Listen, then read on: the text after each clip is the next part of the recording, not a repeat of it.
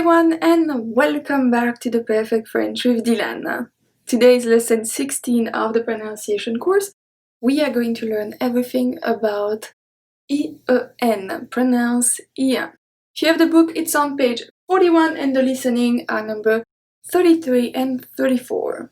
As usual, let's start with the IPA, but first, let's see the sound a little bit more in detail. Because if I give you the IPA right now, it's not going to make sense. So we could think that IEN is going to be pronounced I plus EN, which make the sound en. Absolutely not. It's going to be pronounced I plus the sound IN. And we can even go further because the I is actually not pronounced exactly I. It's going to be the same pronunciation as your yes in English. So it's a rolling I. So it's I.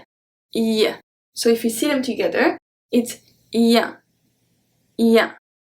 Once again, Ien. So for the IPA, we are going to have the J, which is the rolling I, like your yes. And then we have the E, switch with the accent from the nasal voyelle. I hope it makes sense. So let's see how to pronounce it. For the tongue, we are going to start with it at the bottom of the mouth. And then the middle of it is going to go and touch the palate. The air goes through the mouth and through the nose, since we have a nasal sound, and the lips are slightly stretched horizontally. So we have Ien, Ien, Ien. Let's see some examples.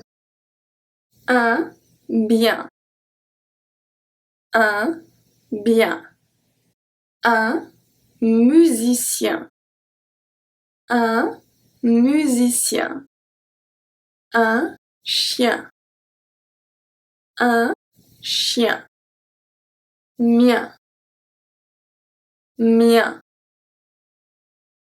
tien, tien, rien, rien, un gardien, un gardien, un comédien, un comédien, un lien, bientôt, bientôt. So you see that I don't say bientôt, I say bien, ien. So it's the rolling I.